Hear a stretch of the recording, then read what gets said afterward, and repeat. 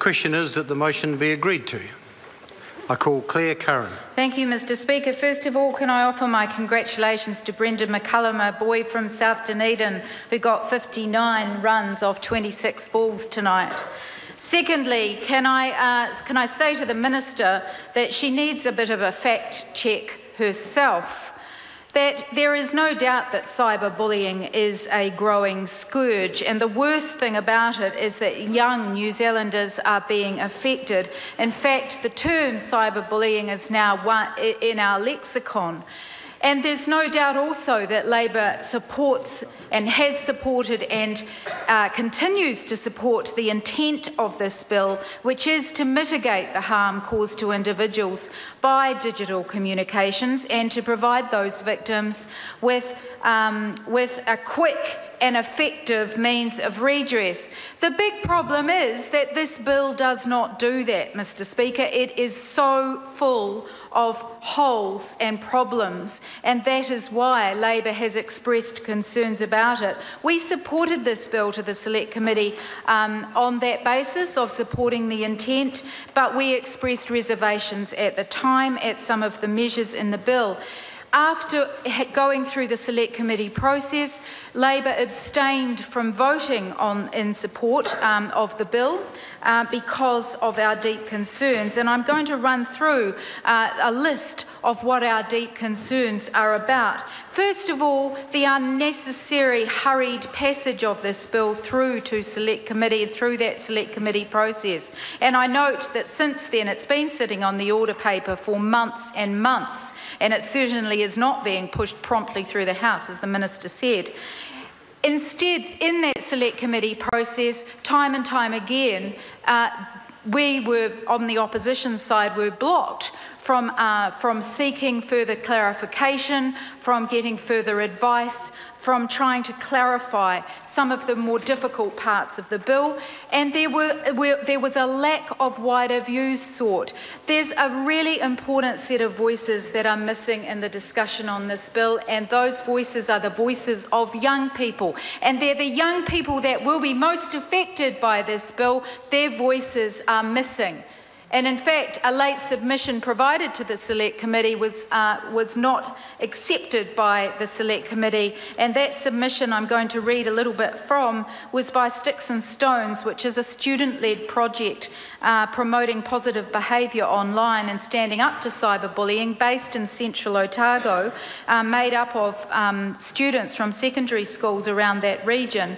They say, "We are Sticks and Stones, a student-led digital citizenship project. We're a group of teenagers with first-hand experience that words can hurt and be hard to escape.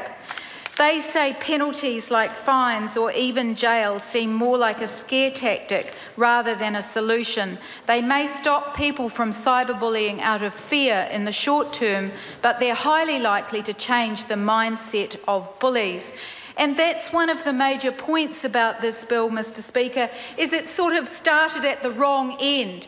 It's punitive, it contains a new criminal provision that will criminalise young people, but there's been no education campaign, there's been no build-up, there's been no resources put in to actually get to the target audience and try to change behaviours, ensure that there is widespread education in schools, amongst parents. Instead, the private sector has been left to do that in the absence of government input, and that is one of the major flaws in this bill.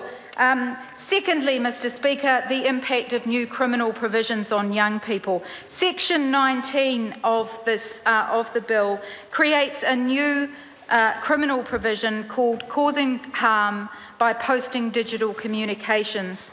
A person who commits an offence against this section is liable on conviction to 2 years imprisonment. And as the Minister confirmed before, this could bring 14-year-olds into court before a judge with the potential for a criminal conviction and a term of imprisonment. Yes, that might be rare, but that potential exists.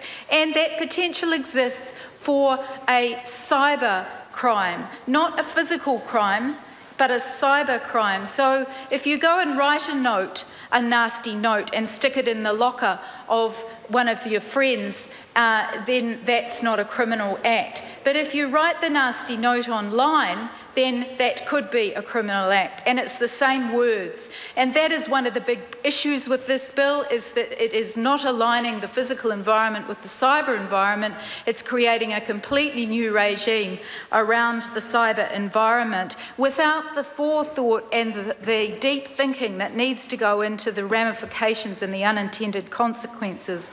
The lack of detail about the role of the approved agency and the lack of detail about funding for that approved agency, which would create the civil enforcement regime, and the lack of, as I said, the lack of commitment to funding a widespread education campaign. There are no funds allocated at all. The Minister, in fact, I hear that there will be no funds, that this law is going to stand on its own and there will be no corresponding education campaign.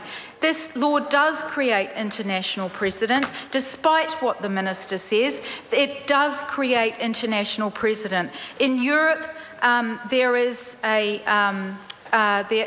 been a definitive trend towards relying on existing laws and upgrading the existing laws to address harms caused by the use of internet technologies.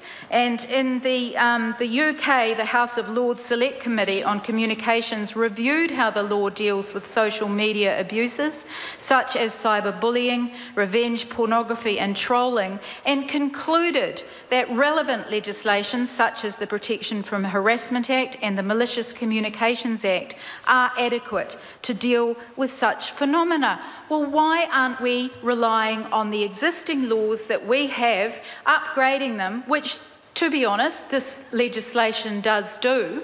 Why aren't we saying, OK, that's the route we should go down, because that means it's in the physical environment and in the cyber environment. But instead, what has happened is that the previous Minister, Judith Collins, reacted to the Roastbusters issue and created a new, we must do something, so let's create a new cyber crime and let's have that. Well, the unintended consequences of that are being warned about and may be very extensive. And I'm actually going to reel off a few of those unintended consequences because of the impact that they could have. They could result in ridiculously false allegations. The bill fails to adequately acknowledge false allegations that no reasonable person would believe. Political satire, Mr. Speaker. Political satire could come under the realm of this legislation.